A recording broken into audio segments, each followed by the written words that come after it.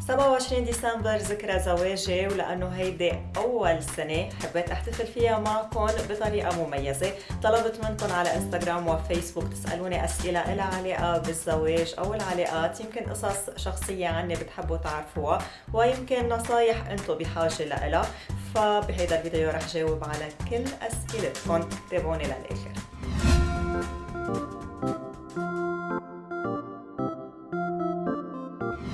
مرحبا جميعا، اهلا وسهلا فيكم عن جديد بقناتي على يوتيوب. واذا كنتوا عم تحضروني للمره الاولى، معكم سنتيا بدران، اهلا وسهلا. بهيدا الفيديو رح نعمل Q&A ورح جاوبكم على كل اسئلتكم بكل صراحه. بس قبل بتمنى انه تشتركوا بقناتي، سبسكرايب واكبسوا على زر الجرس ليوصلكم نوتيفيكيشن كل ما بنزل فيديو جديد. وهلا السؤال الاول، أكثر سؤال سألتوني إياه على فيسبوك وإنستغرام، إذا بندم على خياري أو بندم إنه ما نطرت بعد شوي تقوم بهيدي الخطوة. جوابي هو إنه لا، ما بندم أبداً، ما بندم. بالعكس بقول كتر خير الله إنه تزوجت السنة الماضية، وكتر خير الله إنه قمت بهيدي الخطوة. ليه ما بندم تحديداً؟ لأنه أنا كنت بدي أتجوز هيدي السنة مش السنة اللي ماضية. ليش؟ مش لأنه ماني أكيدة من اختياري لشريك حياتي، لأنه كان في مشروع هو إنه بدنا نعمر بيتنا، فكان بدي إنه نعمر البيت ونخلصه بظرف سنة وبعدين بنتزوج. بالوقت يلي زوجي رامي كان هو بده انه فينا نتزوج والبيت خلال هيدي السنه نحن فينا نعمره على مهلنا. فمنيح انه سمعت منه الكلمه، لانه لو نطرنا بسبب الظروف الاقتصاديه اللي عم يقطع فيها لبنان ما قدرنا نعمر البيت، فيمكن ما كنا حتى رح نتزوج هيدي السنة، وكان بعد يمكن بدي أجل أكتر.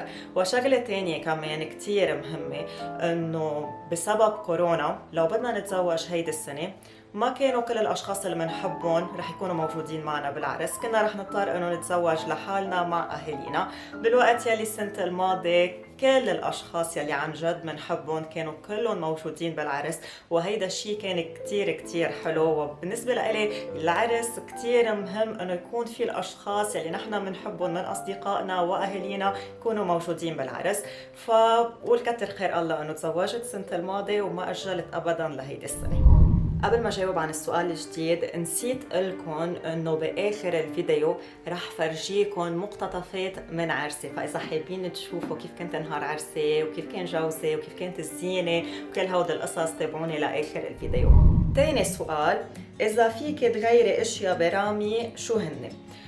اوكي، رح نقي شغله وحده في غيرها برامي، هي شوي كوميك بس بقويله شوي ذكرته، لأنه رامي من الأشخاص يلي كتير بينسوا.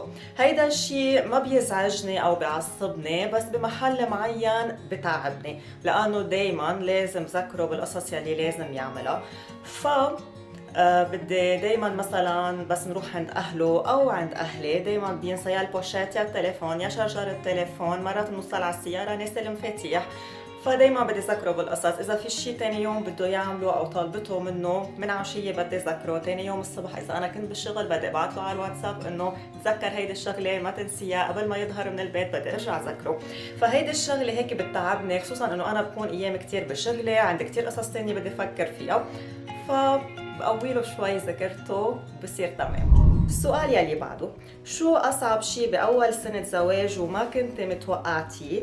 وسؤال تاني بتعيديها. اوكي، رح جاوب اذا بعيدة. لا، ما بعيدة، مش لانه مش مبسوطة بزواجي، بس لانه ما بتخيل حالي اني متزوجة حدا تاني غير رامي. شو اصعب شي باول سنة زواج؟ أصعب شيء خصوصاً يمكن على المرأة إنه تقدر تتأقلم بالحياة الجديدة يلي هي عندها إياها، لأنه هلأ مش مزبوط مثل ما بيقولوا إنه كل حياتك بتتغير، بنفس الوقت مش مزبوط إنه حياتك بتضل هي ذاتها مثل ما كنت أنت وقت كنت عصبة. في مسؤوليات جديدة، وفي بنفس الوقت حياتك أنت، عندك شغلك، هواياتك، القصص اللي أنت بتحبيها، بس كمان الزواج بيفرض عليك مسؤوليات ومهمات جديدة ما فيك تغضي النظر عنها. يعني مسؤولية البيت، مسؤولية الاهتمام بالزوج، كل هود القصص بتاخد من وقتك ومن طاقتك. فتوازن بين الاثنين وانك تقدري تتأقلمي بهيدا الشيء الجديد وتكوني عم بتجربي تعطي كل شغلة حقها من دون تقصير ومن دون ما انت تحسي بالذنب انك مقصرة، شغلة صعبة منا هينة، وخصوصي انه ما بتصير بيوم ويومين. يعني انا لهلا في كتير ايام بحس حالي مقصرة بمحل معين بغض النظر عن قصص كرمال قصص تانية، لانه بده الواحد يعرف يحط اولوياته ويرتب المسؤوليات يلي عنده اياها. فهيدي الشغلة هي عن جد من اصعب القصص يلي بتواجه المرأة، لانه بدها وقت، بدها كتير وقت تقدر تتأقلم، وخصوصا انه مرات الظروف بتعاكسك، فبدك تجربي تتأقلمي بطريقة شوي سريعة أكتر من ما أنت بتكوني متوقعة، وتجربي تتأقلمي مع كل الظروف المحيطة فيك، وبلاس أنك تقدري أنت تحافظي على حياتك، على شغلك، على هواياتك، على القصص اللي أنت بتحبيها، تقدري تضلك تهتمي بحالك، وبنفس الوقت تقدري تتحملي هالمسؤوليات الجديدة يلي لها علاقة بشغل البيت، بالتنظيف، بالجلي، بتحضير الأكل، بالكوي، بغسيل الثياب. بنفس الوقت بدك تحضري كل شيء وبدك تضلك ملحقة على كل شيء. فكل هود القصص منن هينين انك تقدري تتأقلمي معهم بسرعة، بدك تجربي قد ما فيك. سؤال غيره، شو الشيء يلي تغير بزوجك بعد الزواج، وشو الشيء يلي انت غيرتيه فيه؟ الشيء اللي أنا بحس إنه تغير برامي من بعد الزواج هو إنه صار أقوى من قبل. يعني بمعنى إنه قبل كان شو ما بيصير شيء صعب معنا أو أي حيلا ظرف صعب، إذا حدا حوالينا بوشي رامي دغري بيعتى الهم، بصير مش عارف كيف بده يتصرف، ودايما قلقان، ما بيعود ينام، دايما عم بشغل راسه، عتلان هم كتير. هلا بلاقيه انه شو ما صار معنا او شو ما صار حوالينا رامي اقوى، يعني بفكر بعقل، بمنطق اكتر، قادر يواجه كل شيء، بحسه انه اقوى من قبل.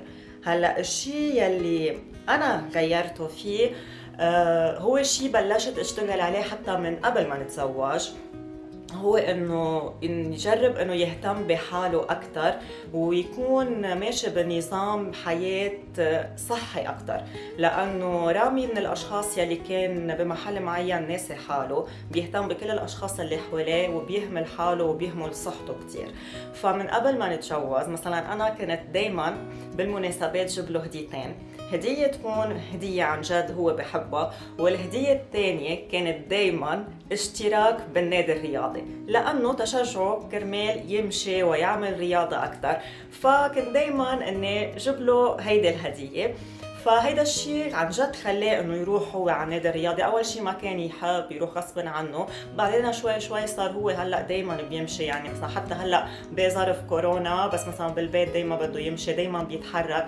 صار كمان شغله من القصص الصحيه اللي صار بيمشي فيها، انه قبل كان بيوعى الصبح انجا بيشرب نسكافيه، بضل بلا اكل للغدا، بضل بلا اكل تيتعشى الساعه 11 بالليل.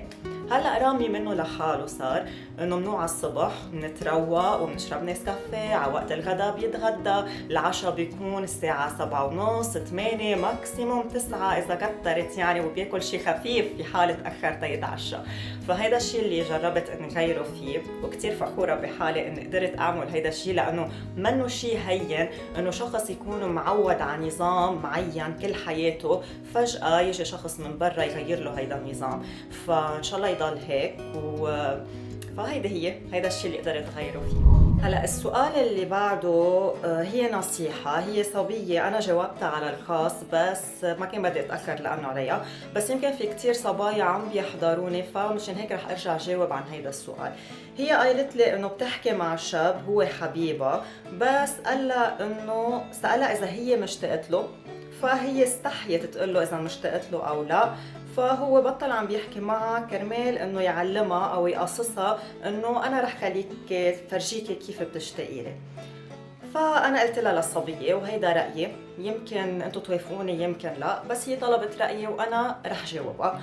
أنا بالنسبة لإلي التعبير بالحكي عن الحب أو عن الاشتياق أو عن المشاعر منه شي غلط، لأنه مثل ما أنت بحاجة إنك تعرفي إذا حبيبك بحبك أو مشتاق لك، هو كمان بحاجة إنه يعرف هيدا الشي.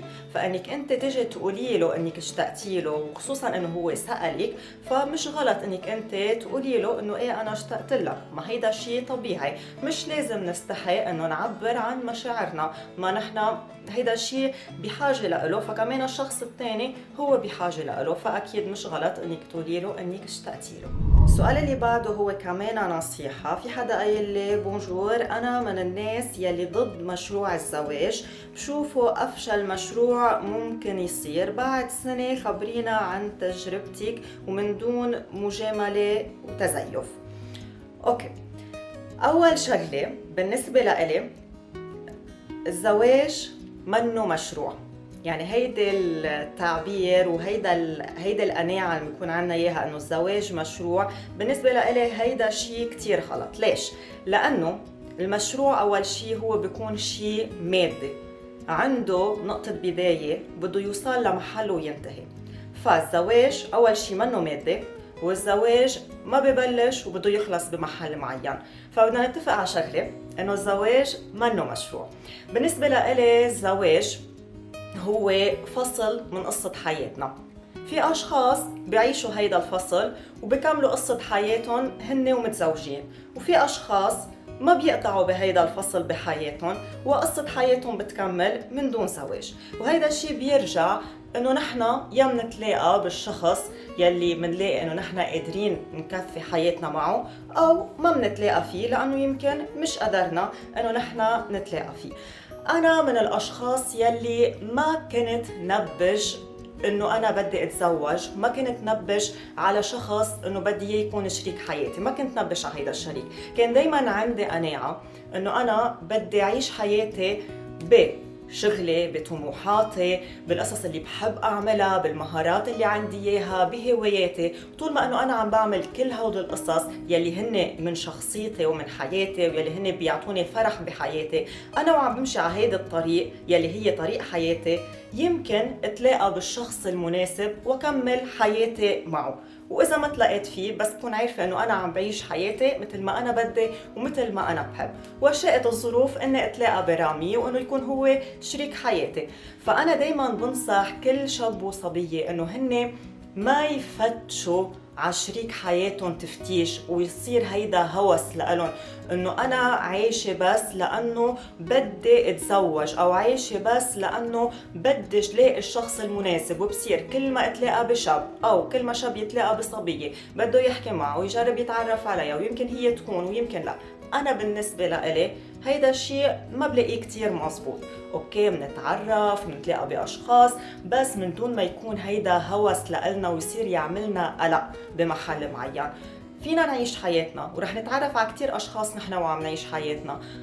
إذا كانوا لابد إنه شخص من هالأشخاص يكون هو شريك حياتنا، هيدا الشيء رح يصير ورح يكون. بس بدنا نكون عارفين إنه الزواج منه مشروع، هو فصل من قصة حياتنا. إذا كان عنا القدرة والنصيب إنه نحنا نكمل مع هيدا الشخص، فرح نكمل قصتنا معه. وإذا لا، ما رح يكون عنا شريك حياة ومنا آخر الدنيا، والحياة فيها تكون كتير حلوة نحنا وعايشين لحالنا. وعن جد أنا دايما بقولها لكل رفقاتي إنه 100 مرة كونوا عايشين لحالكم ولا تكونوا عايشين مع شريك حياة ما بتحبوه أو ما بحبكن أو مش متفاهمين انتو وياه أو ما في ثقة بيناتكن، لأنه حياتكن رح تصير جحيم.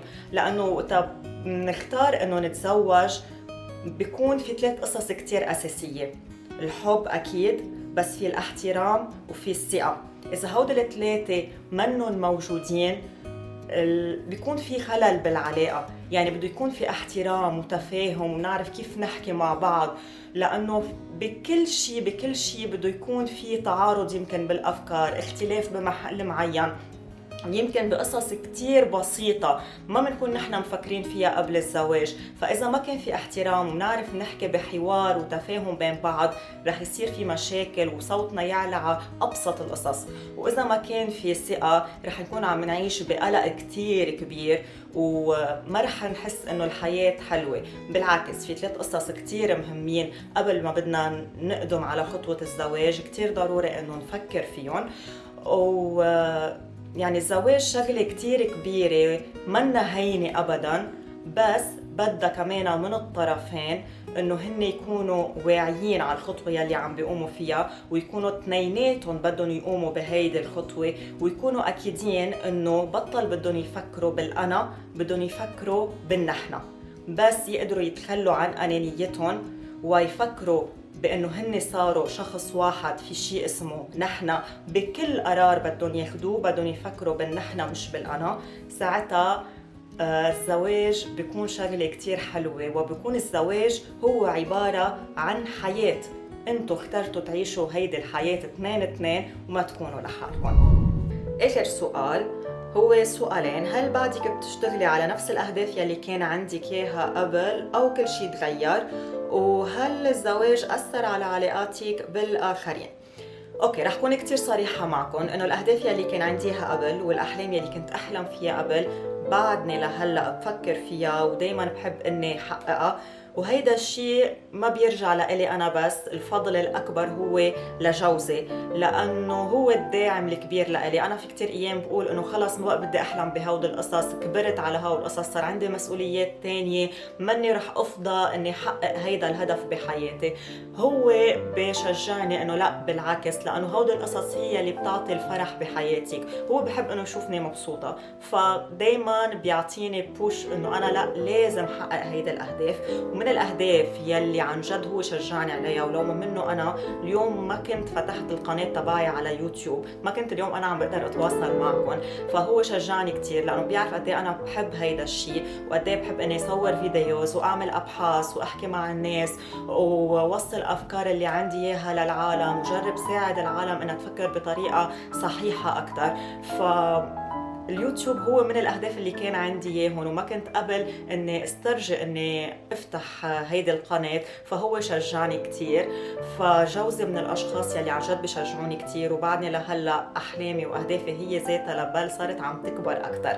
بالنسبة لعلاقاتي مع الآخرين، أصدقائي وصديقاتي يلي كانوا قبل الزواج بعدهم هلا هن ذاتهم ما في شيء تغير، ولا مرة هيدا الشيء كان عائق بيني وبين زوجي، أو أصلا كان في حديث من هيدا النوع إنه أنا مثلا ما بحب إنك أنت تتعاطي مع أصدقائك أو شيء. ابدا، علاقاتي بعدها هي ذاتها، وبالعكس يعني صارت هلا علاقاتي مع اصدقائي وصديقاتي اكثر من قبل، لانه رامي من الاشخاص يلي بحب كثير الناس، فدايما بشجعني انه يلا احكي معهم، روح اعملي شيء معهم. هلا اكيد صار في قصه كورونا صرنا مش عم نروح لمحل، بس انه دايما بنحكي على التليفون، وعندي صديقات بنات وعندي اصدقاء شباب، وهيدا شيء كثير عادي.